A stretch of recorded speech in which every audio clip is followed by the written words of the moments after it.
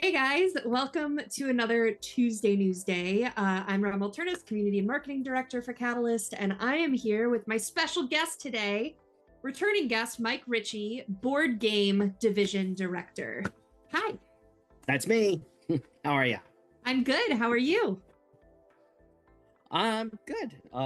It's been a busy couple weeks, but and we got a lot of busy stuff coming up between shows and getting product out. So yeah, it's a lot of spinning plates right now. Always running, always running. It feels weird to say hi to you when Yep. I've already spent 2 hours with you for the day on our meetings and stuff. But hey, Right? Didn't we just get off less than an hour ago? something like that. Well, I'm excited to talk to you about the new release of Flippin Ninjas and to share with our audience some of the stuff that you've got going on in the board game division. We hear a lot about battletech and shadowrun, so it's great to dive a little deeper into what's going on in the board game division. Oh, we've got a board game sneaking onto the screen right now. Yeah. I mean, to be fair, there's a reason why BattleTech sucks all the oxygen out of the room. It's, an amazing legacy product that's growing out of control right now. So as a person who also plays BattleTech, I totally get why people look at Catalyst and they say BattleTech, Shadowrun, and then they stop thinking. I get that, but we are trying to grow beyond our original container, our original Erlenmeyer flask. And we've got a lot of really cool offerings, all across the board that I don't know that a lot of our fans know about. Yeah, I'm kind of excited to deep dive today. So let's start with the news. I don't have too much for you guys this week. I will, as usual, bring up the releases here as I realize that I just opened the wrong one. There it is. So tomorrow releases the Battlefield Support Objectives Force Pack, Legendary Legendary Mech Warriors 2 Force Pack, Battle Mat Savannah River Delta, Salvage Box Savannah Master, Salvage Box Blood Asp, and the BattleTech Cookbook. And last on the second released, I know we were a couple days late on getting it on the web store with some other things going on, but Battlefield Support Recon and Hunter Lance's Force Pack are live, and the Inner Sphere Heavy Recon Lance Force Pack. And then I need to look up the release dates because all of them in the calendar might turn into the 15th of the month, which I know is not true. So in May, we've got Inner Sphere Pursuit Lance, Inner Sphere Assault Lance, Legendary Mech Warriors 3, Battlefield Support Heavy Battle and Sweep Lances, Salvage Box Mercenaries Legendary 2 and 3, and Battle Mat City Central Park. Next month also should be releasing Shadowrun Margin Calls. So exciting stuff. Leviathan. And hence why BattleTech sucks all the air out of the room. Yes. So, Leviathans, the US shipment is here. I know Chonky backer update went out a week or two ago. Getting our hubs all set up to receive shipments as well, so that we can get those in and start fulfillment. Board games, we're just going to skip that part for now because we're coming back to it. Sure. Which the next thing I wrote down was Runefire, which is part of that. So I'll skip it and we're going to come back to it. And then the lock. Did you get to see that at Adepticon, Mike? I did. I ran through a couple quick little turns with Tommy, and it's pretty cool. It's he likes to use the words cinematic a lot, and he is pretty accurate though that miniature games do need a lot of theater of the mind to participate in seeing each other blow up and do all these things. Where in his game, you definitely experience that on the board as you remove terrain and stuff like that. Yeah. And every box should come with Tommy Rice in it to narrate. Awesome. And it is we did just change the name over to Partha Wars series. because the Lock is the first book in the Partha Wars series. So it's kind of been rebranded to the Partha Wars miniature game. And that's super exciting. And a little shout out for Tommy. For those of you who don't know, Tommy Rice is a former NFL player, still very involved in the NFL. He's also a game designer. He's worked for Games Workshop, and he's an actor as well. And he's got a premiere. He's in the first episode of a new show that is dropping on Apple TV tomorrow called Government Cheese. And he's in the very first episode. So you guys should check that out on Apple TV. What else do we got? We've got, let's see if I've got any fiction drops in my list here. I don't. Michael, if you're listening, if you have any fiction for me, feel free to drop it in and I'll share the links. RPGs, we've only got 4 days left of the Frostpunk campaign. So head on over to that Kickstarter. We're getting close to 100K, which is pretty exciting. And we've got a cool stretch goal planned to talk about as soon as that's hit. And then Voltron as well, Pledge Manager is live. We've got about 80% of backers have completed their surveys. So if that's you and you have not done that yet, you're one of the 20%, make sure you go in and do that so that we can get our initial counts of everything for the manufacturers to print and send to our fulfillment hubs. I think that's all of our divisions, all the news. So let's head back on over to board games. Mike, let's start with our. I said that wasn't a lot of news. I mean, all I did was go through each line of the company and say like a sentence or two. But that's still a lot of stuff. Yeah. Yeah, usually I go though 15 to 20 minutes in, so we're at 4:07 right now. Oh, okay. Oh, good. Gives me more time to fill. I'm sure everyone wants me just here to hear me talk. So much. So let's talk first about your newest release, which is Flippin Ninjas. Can you tell us a little bit about that? That came out on the 2nd. Yep. So Flippin Ninjas is a abstract game, and thematic abstract games have been gaining in popularity consistently. I guess they kind of turned into an evergreen, where it's an abstract game in the classifications of like chess, which you could almost call the first thematic abstract, but there's a world behind it. There's a story, there's lore, and we published a handful of those over the years, and this one has been kind of sitting at Catalyst for a while. Actually been sitting at Catalyst since before I was the creative director for the board games, and the owners of the company asked me to get this to market. It was designed by Peter Ridgway, and the premise is that you play two Japanese daimyos, or lords, and you're trying to take each other out with ninjas. And so you're trying to infiltrate each other's palace with ninjas and samurai and Sohi monks and all and dragons. Of course, gotta have dragons. And you're trying to eliminate the opponent's daimyo. The interesting part, though, is that the characters can't all capture each other, and only the ninja can actually eliminate the daimyo. So you can't take the daimyo out with anything like that. And the biggest part about the game is you start face down. So you remember the game Stratego? Yeah. Yeah. So where your opponent doesn't know how you set your pieces up, but with the exception of your with your daimyo, your lead piece, that's face up. The rest of your pieces are randomly placed face down. And you'd think that would just make this a game of total random chance. But as pieces are flipped over and revealed, each game requires a different mentality of where you need to be strong and where you need to be weak, where you can try to outthink and outmaneuver your opponent. So like if you play a game like chess, the first 10 moves are almost scripted at this point.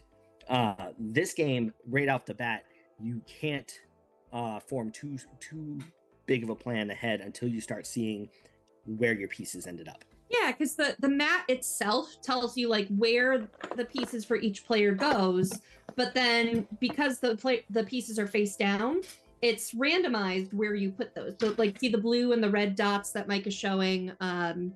Just pull down a little bit, Mike. Down. Yeah. So that's where like the red player will have the red dots, the blue player will have the blue dots, but where each of the pieces goes is totally randomized. And yes, all the players. Go ahead. Yes, all the players, they're marked on one side what they are, but they start, face down. I don't know what this is until I use an action to reveal it. Yeah, I really like that. This game and the first one that I encountered on Catalyst board games was Centurion, which is the expansion for the Duke.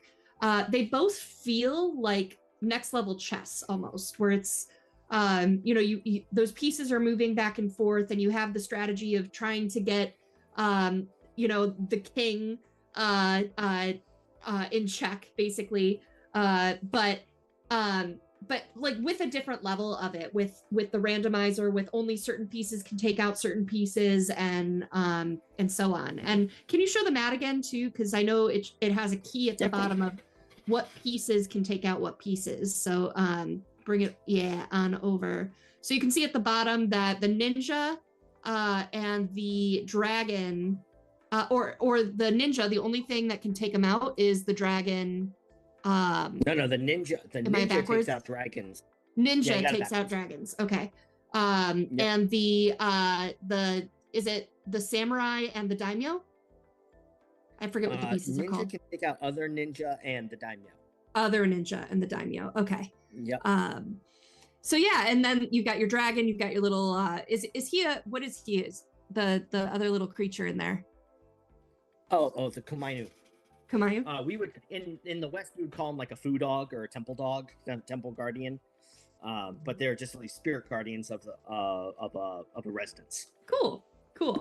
So very deeply ingrained into Japanese culture. Very on theme. But it's a great little game. I bragged last week that when I played it, I kicked Lauren's butt, which is all I really ask for in the world. So every time Lauren loses, we all win. That's just yeah. Awesome.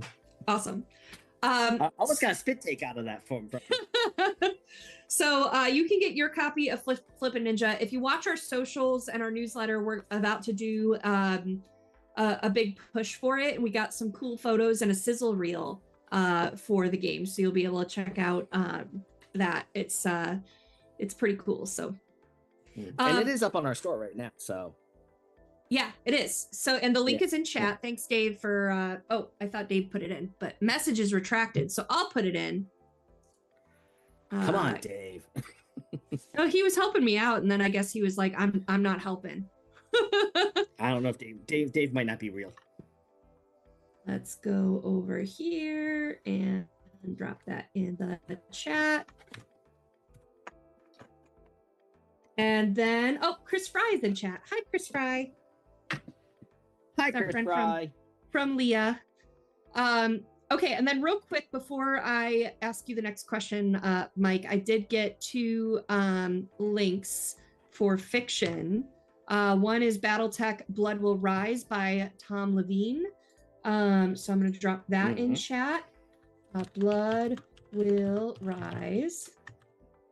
And then Augment issue 2. It's already time for issue 2. Is releasing on May 16th. Augment. Yeah. Thanks, Michael. All right, so let's take a look backwards real quick, Mike, because there's some games that came out recently, like within the last year or two, that have done quite well. So I want to kind of intro what has been recent and really popular with the board game division before we hit the new stuff. So you want to talk about that a little? Okay. Yeah, well, I think without a doubt, our two most popular games have been BattleTech Encounters. Yes, it's a BattleTech game, but it's our game. They can't take it from us. And the other one would be Parachute Panda. Both of those, we're in our 3rd printing of BattleTech Encounters, and we're our 2nd printing of Parachute Panda. Both games have done very, very well for us, and we still see them rising. We don't think these are even close to their life cycle yet. So, I mean, do you want me to share what they kind of are? Yeah, please. Okay. So battletech encounters is a push. Sounds very out of the norm for a battletech game, in that you play as a mercenary group, such as a Wolf's Dragoons, and you are getting contracts, and you have dice a little bit color coded to what your specific mercenary group is good at, and the different contracts will have different dice combos that you're rolling, and once you make that, you can decide to keep pushing luck. You look at how many resources. So let's say a contract needed a 6, right? And you rolled a 6. All right, great. Boom. I've only lost 1 die, but I could have rolled a 3, a 2, and a 1. So I still fulfilled it and made the 6, but I spent a lot more of my resources. So I have to decide: do I want to keep going or do I want to hold back? The further you go, the greater the reward, but also the more risk of busting. And if you bust, you don't get any C bills, and you don't get any reputation. And you need both to win the game. So it's got a bunch of fun little like BattleTech snippets. It's interesting in how you upgrade weapon systems and gear for your mercenary group. It's really the social dynamic at the table is interesting because you can keep going, but people are trash talking enough to keep rolling those dice, like most of the kinds of dice jumpers. Awesome. I really enjoyed that game. Parachute Panda was designed by myself and Lauren Coleman's son Connor, and it is about a bunch of pandas that have decided to go skydiving, but unfortunately they're skydiving over a den of crocodiles. And you decide, if I'm the last panda down, maybe they'll be too full from eating all my friends to eat me too. So think like Looney Tunes style humor, where you're handing each other an anvil so they go down faster, or you're using a leaf blower to get out of the way. And none of it makes any sense. It's a total cartoon physics game, but it's so vicious. I think we ended several families at Gen Con last year with the take that stuff. The art's really cute. The artist is her name is Tina Bongorno. She's a very talented artist that we've used on several projects, and we're using on some currently right now, which we'll actually be talking about in a bit. Other than those 2 games, Fanduel and the Dragon's Eye's done very well. Designed by our Randall Bills and his son Kenyon. There's just a lot of fun stuff that we've got, and the neat thing is it's all very diverse. Where some companies just publish, just zany card games or just the thematic abstracts.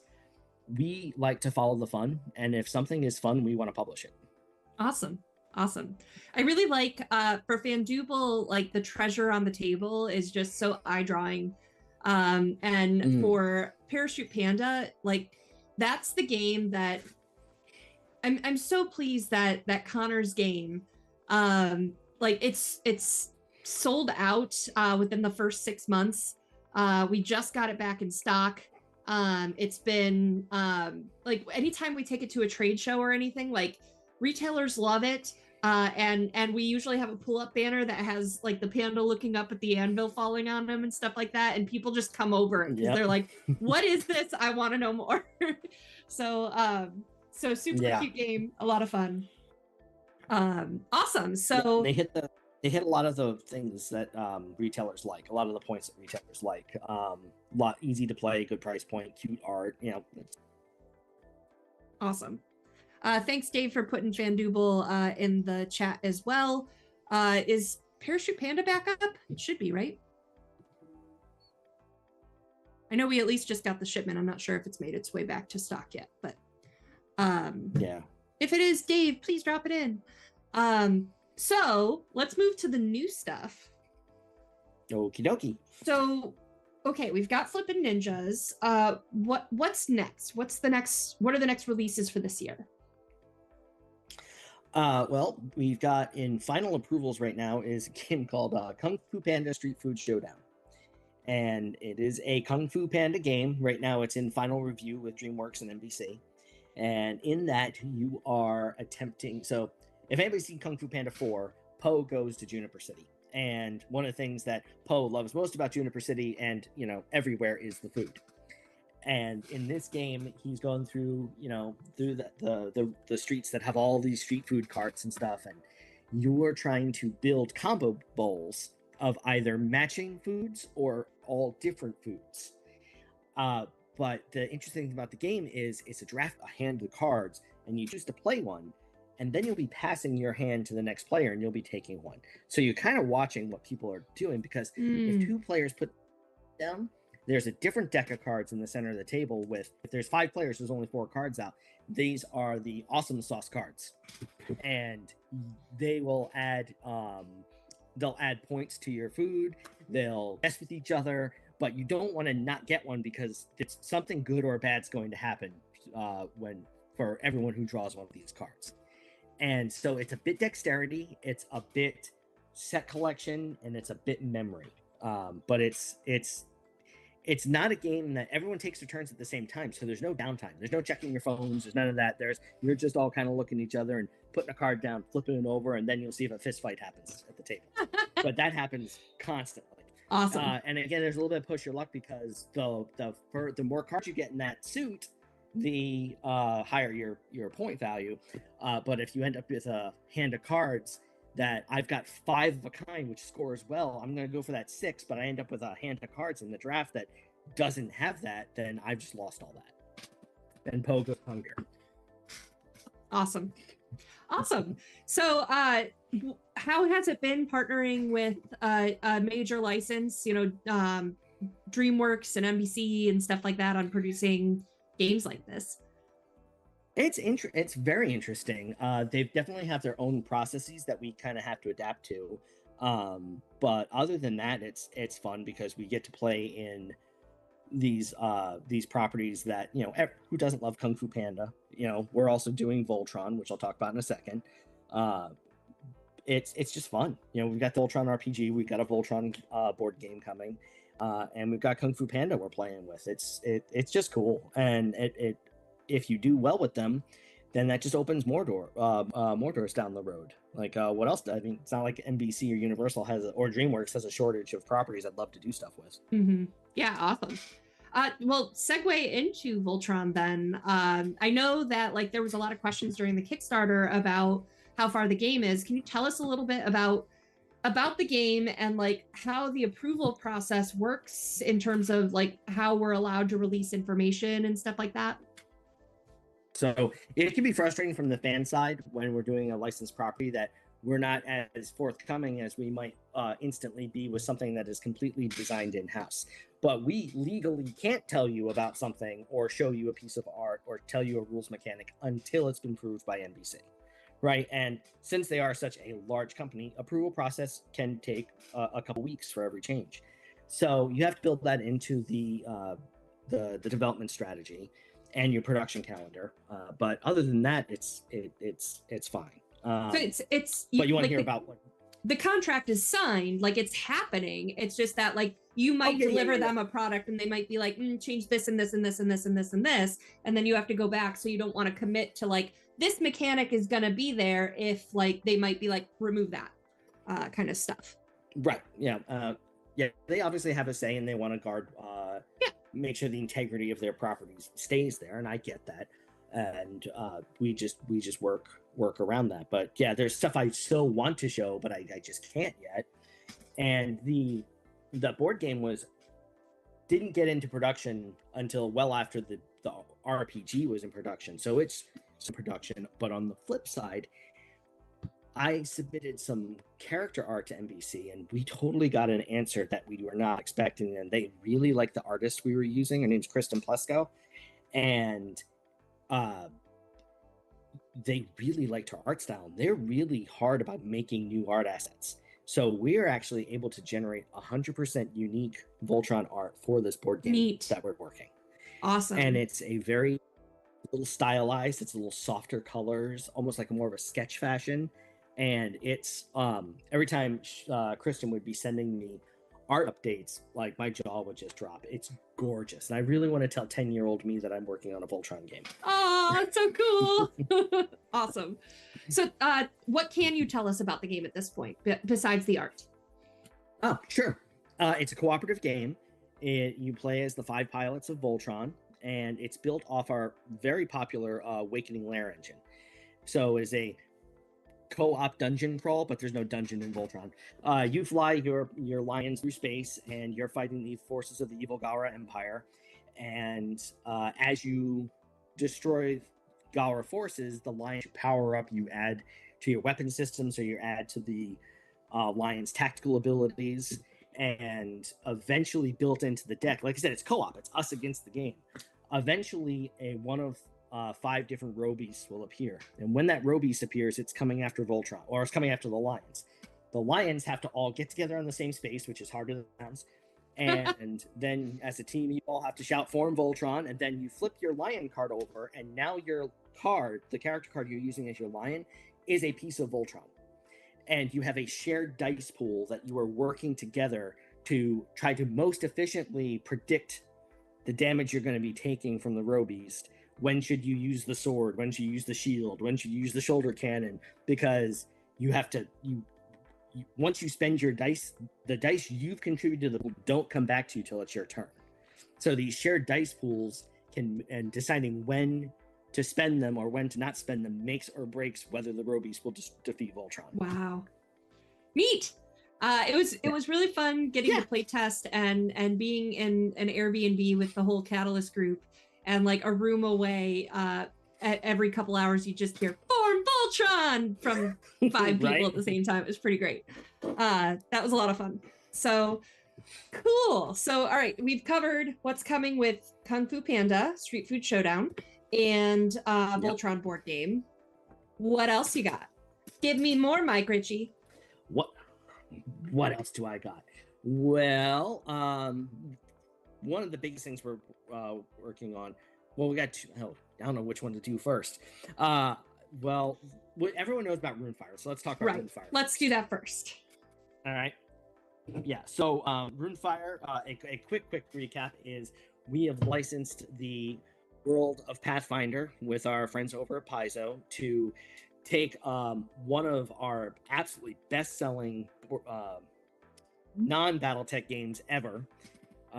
It was Shadowrun Crossfire, and then it was Dungeons and Dragons Dragonfire, and we have totally gone back to the blueprints, rebuilt the game from the ground up to fit the world of Pathfinder, to bring Runefire, and it is a co-op dungeon crawl, campaign driven. It is there's no playing that game because I test played that game 4 days straight, 14 hours a day. Wow. But I still want to play more. You have your classic Pathfinder characters. You play as a wizard. I'm playing as a halfling wizard, and I get to put my background feature on. I get to build my character, but these are sticker based on your character card. And then you work together through this story-driven campaign that takes place in the lands of Orisia on Galarian. And it takes place in the period immediately following the God's Reign, which was a huge announcement for Paizo this past year. And I mean, mechanically, it's technically a deck builder, but calling it a deck builder is really selling it short. You know, it's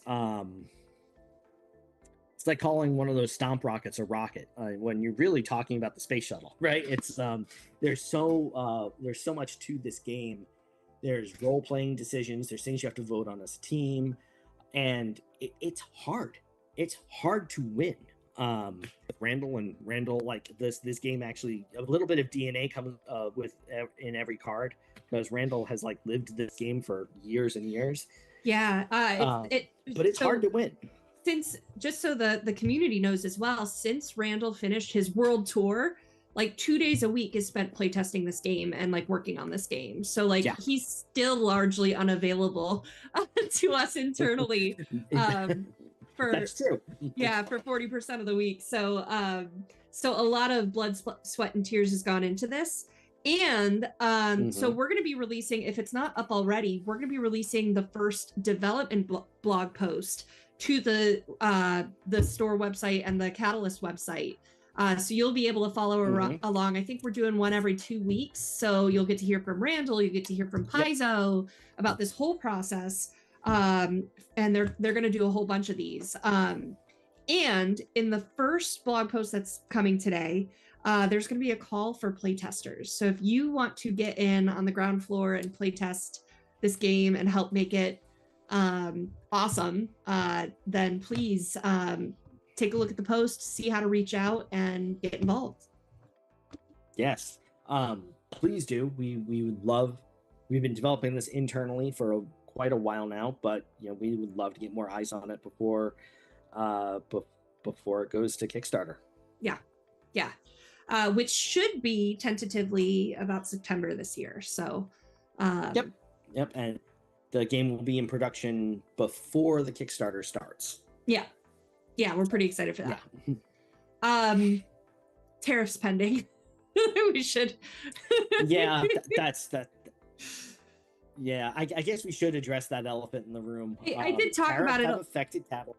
Yeah, I did talk about it last week a little bit, and I've been hounding Lauren. He wants to do a write-up, and he said, I'm going to do a write-up about what I think of tariffs, blah, blah, blah. And then he promptly keeps punting it. So I'm trying to get that out of him. Keep warning. We got it. It's turning into Den of Wolves. It's a new Den of Wolves. Projects. Yeah. I think the tabletop industry has weathered equally horrific storms in the past. We'll weather this one, and we'll get through. I'm confident. Awesome. I'm realistic, but I'm also hopeful. So we talked Runefire. So where are we at? Street Food Showdown, Voltron, Runefire. What else, Mike Richie? One of my favorite ones that I want to talk about is Quincy's Tavern. And I'm sure plenty of the people watching are familiar with Quincy. But if not, he is it's one of those things, there's no real word for it. Social media influencer, TikToker person. So he releases videos. He's got 5 million followers on TikTok. Just go watch him. It's got massively wholesome content. His persona is that of a bard, and he owns the Lucky Griffin Tavern. And so his set looks like a fantasy tavern. It looks like the tavern you want to go in after you've killed a dragon and you need to replenish your health and your mana, and you need that friendly place. It's the Cheers of the fantasy world. So, but the neat thing about Quincy is he's extraordinarily affable, and it's encouragement. He's offering poetry. He's offering a lot of recipes. I first found out about him about cooking because he's a great cook and he has awesome recipes. He already has one cookbook out, but it's all told through a fantasy lens, and that's very endearing to me because I kind of see the world through a fantasy lens, and I have since I was 8. But he is an incredible human being, and we have partnered with him to design. Essentially, we are his merchandising partner. So he will be with us at Gen Con. He'll be in our booth. We will have his first game out called Guardians of the Four Winds. We will have, if you've seen the BattleTech and Shadowrun mugs, we will have a Quincy's Tavern mug because, let's be honest, a fantasy tavern needs a mug.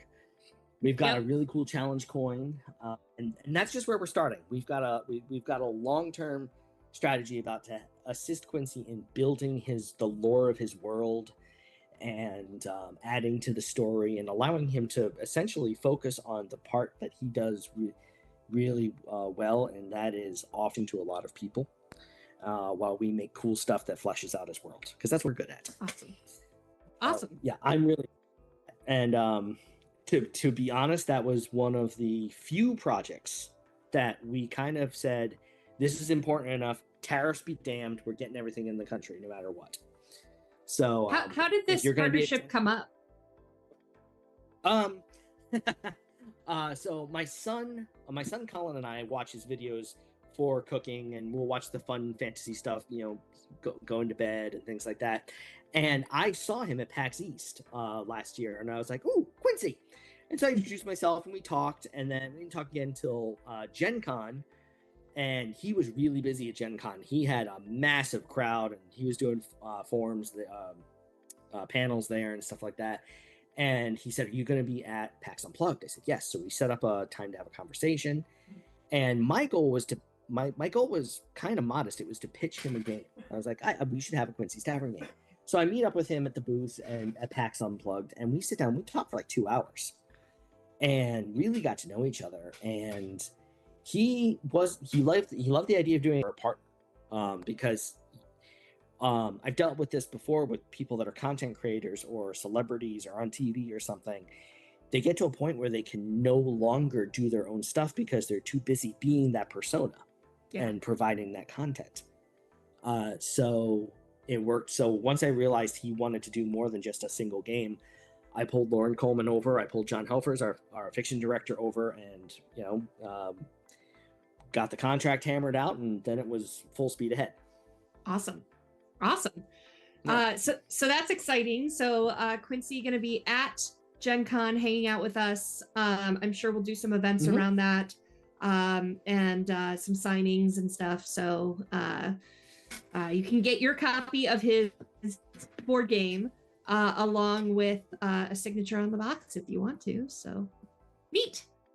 Yep. And yeah, we know we'll have the board. Well, a ship sinking off the coast of, the United States notwithstanding. We'll have his game, we'll have the mug, and we'll have the coin. We're hoping to have his new cookbook called Book of the Lost Bard as well. Ooh, awesome. Cool. Well, that's super exciting, Mike. There's so much going on. I'm trying to think, is there anything we're missing? Anything else you want to talk about? Maybe Element. Ooh, yeah, do that. So Element was one of my most popular games that I personally designed, and it's been through a few iterations, and it's been out of stock for a couple of years now, after just several reprints. But the game was always a little drab. Like, the mechanics were solid. It's been played in Go championships in Japan, but I always wanted something a little bit more vibrant, and so we are working with Echo Chernik, who did that dragon scroll right there, who does a whole bunch of art for Shadowrun. She's actually an Element fan. The Dragon Scroll is coming out this year too, so that's not something that's released yet. We did a limited number of copies at Gen Con last year as a pre-thing, but it's all going to be built into AR, so you can read it in AR as well, so very Shadowrunny, but that stuff takes time to develop. So just wanted to pause you there since it's not for release yet. Yeah, no worries. But she's drawing a new so as soon as that's done, I'll probably be getting that to reprint too. And I'm constantly answering questions of when is Element coming back, and as soon as she's done, we'll be going to print. So that's either close to the end of this year or early the beginning of next year. Awesome. Yeah. There's so much happening. That's a lot of board game news. There is, and that's just the stuff I can talk about. There's all the super secret stuff I can talk about. Yeah. I'm pretty excited for all the new releases, seeing where these are going to go. I know, like, there's some stuff that we recently talked about that's being moved to 2026 just because our calendar is so full. So that's a really exciting place to be, and seeing more than 2 releases in a year for board game divisions. So awesome. Very much so. What else do you want to say? Like, what are your goals, I guess, for the board game division? Like, we've got all these cool games, but what is the overarching, like, what is your mission? My mission is very similar to back when I owned Rather Dashing Games, is that I want families to see the Catalyst board game logo and know that there's something worthwhile there for them or their kids.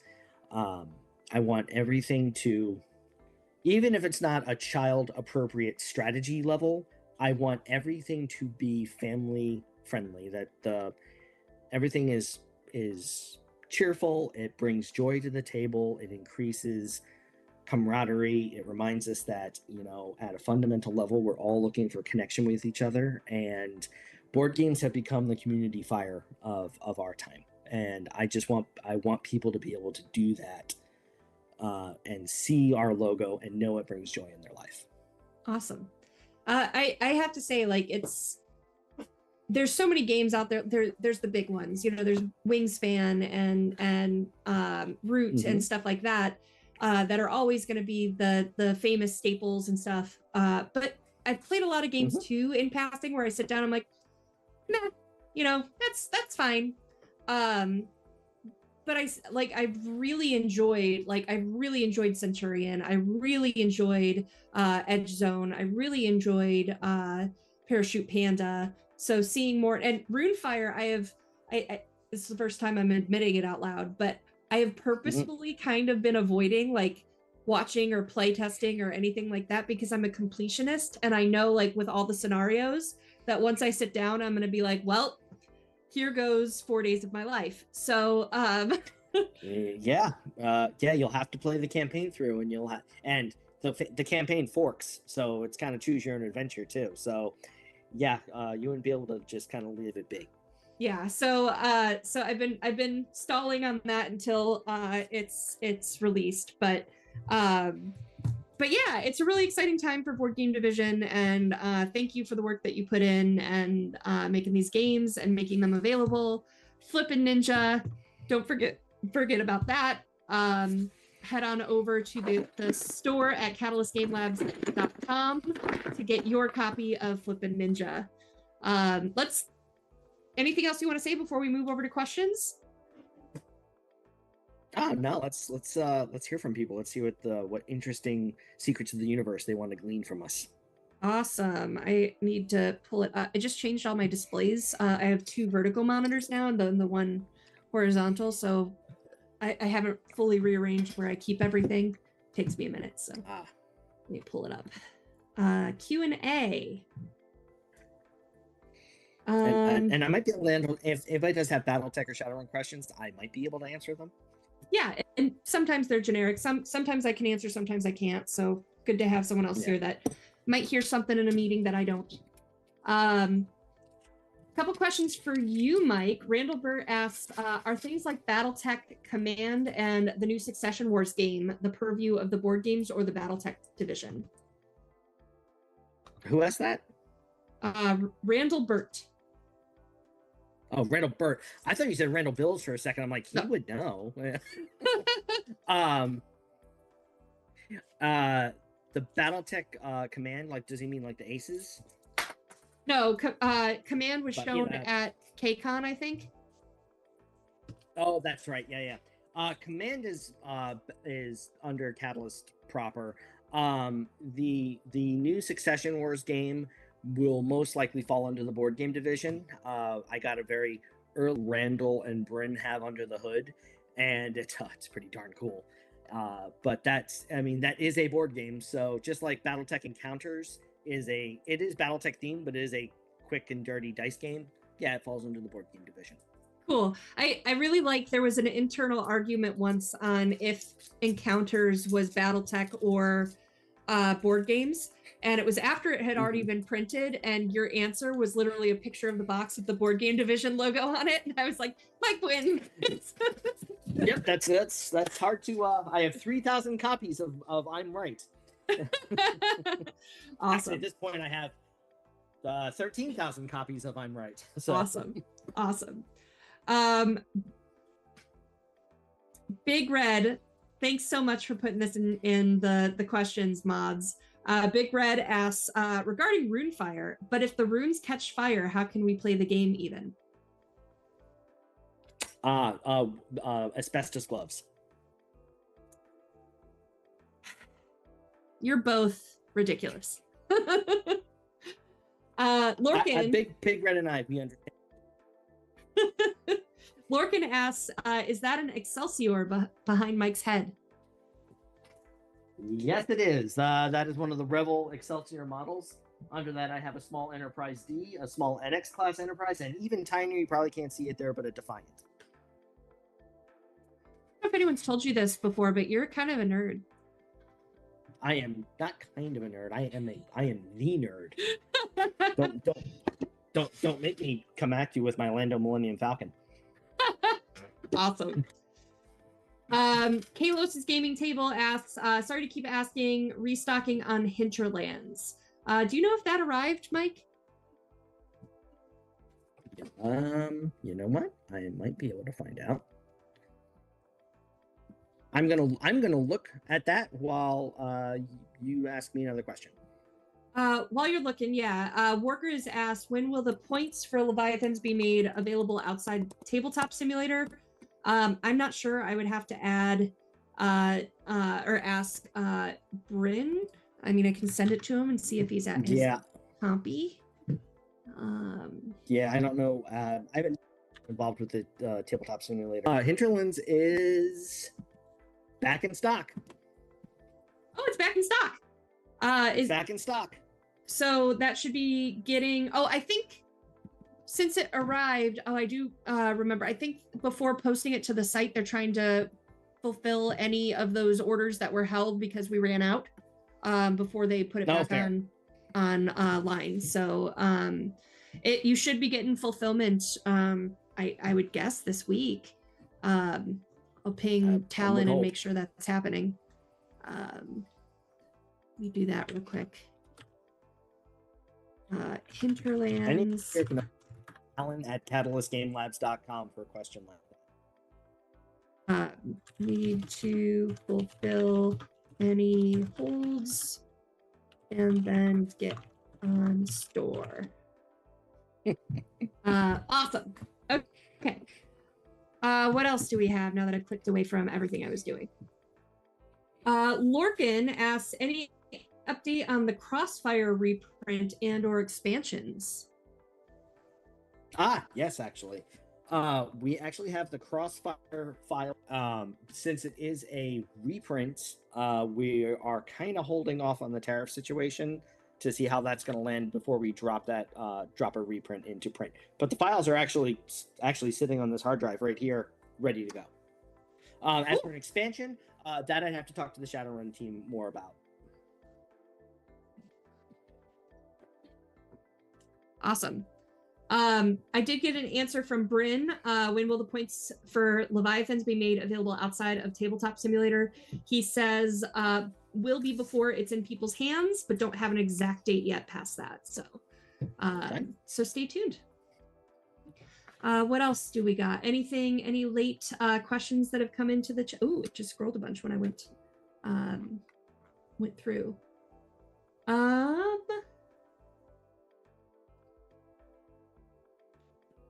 I see question marks, but then it's questions like, will they parachute the game in for Parachute Panda? Excelsior. Anything else we're missing? Oh, what was that? Gwen's dad asks, any expansions planned for Battletech encounters? Yes, actually. We test played a expansion at Adepticon a couple of weeks ago, and it was absolutely awesome. It was one of those things where it was already really late in the night. We'd done a bunch of stuff, and we're like, well, let's just get a round out so we understand how it goes. 2.5 hours later, after several games, we finally went to bed. I like the expansion. The expansion actually increases the player interaction with each other, so you're not kind of just playing a little solo game. And it expands upon the mercenary units. My favorite, I was playing Fox Patrol, which is one of my favorite newer factions. And so, yeah, there's definitely a plan for that. Awesome. Okay. What else do we have? Billy asks, any word on when the next Star League Force Pack is going to be available? I feel like I get asked that every single week. And I always answer, but then I don't remember the answer for the next time I'm asked that question. June, again, I don't have the final date, but it's June. June is the 3rd Star League Strike Team Force Pack, and then August is, for now, the 3rd Star League Battle Group Force Pack.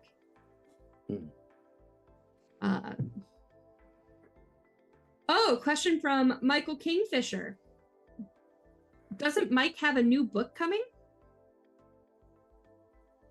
Well, it's a novella that's set in the Leviathans universe. So it's going first to the Kickstarter backers, and then I would have to ask John Helpers what he's planning on doing with it after that. So I know if we end up with an anthology or a collection of short stories and novellas, we'd probably publish it in a second Leviathan's anthology, but don't quote me on that. But yeah, it's called the Geisterwolf Protocol, and it was a lot of fun to write. Cool. Awesome. And then Alendrell, I don't have an answer for you. I don't think Mike will either. I think it's more of a Ray question, but when will the Hinterlands PDF be updated to the new printing? Any idea? I think that's Not a Ray question. Yeah. Yeah, that's totally a Ray question. Yeah, Ray would know. Let's see what else. Inner Sphere Force Pack restocks. I know we just got a bunch of restocks, but I'm not sure. Do you know, Mike? Checking. Inner Sphere.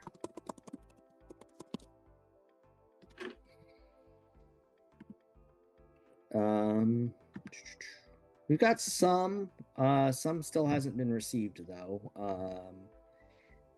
But we've got most of the Inner Sphere stuff's in stock. Okay. Yeah. Cool. So Recon, Pursuit. it sounds like we got our shipment, and now that it's been checked in, it should just get updated to the store. So we'll make sure that that happens. But let us know if something's not available next week, and we'll crack Talon's head. Yes. Awesome. To war.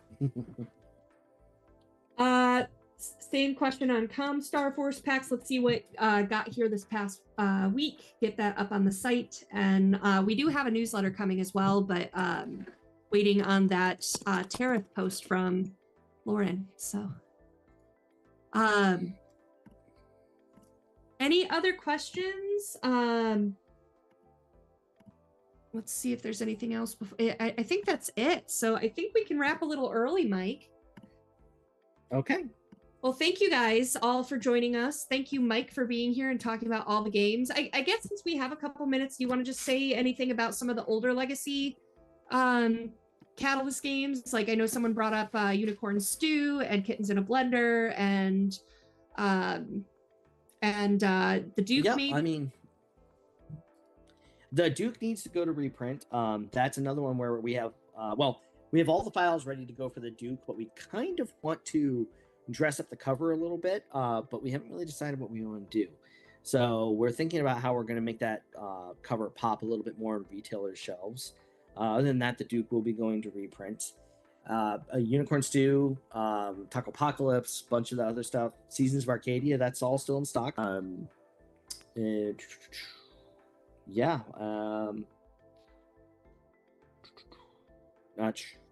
Not sure what to say about the old stuff, except if you haven't given it a shot, go give it a shot. Yeah. I got to play. It's all on a fun. Kittens in a Blender was fun. We played that at was it Gamma last year? I thought that was a lot of fun. We've moved a lot of kittens in a blender over the years. In fact, an insane amount of kittens in a blender over the years. Oh, and Dave just posted that that dev blog for Runefire. So if you want to check that out, and then also learn how to be a playtester for Runefire, that's how you do it. So thanks, Dave. Yeah. All right, thanks, guys. Dave. Yeah, thank you so much. Thank you, Mike. We'll have you back on upon the next release. I really appreciate it, and thanks for all you do. Of course, this is fun. Neat. Likewise. All right. We'll see you guys next time. I'm not even sure who my guest is next week because it's April 15th and it's been a chaos month. So we'll see you next week, though. I will be here and we'll see who's going to be with me. But catch you later. Thank you guys so much for joining us.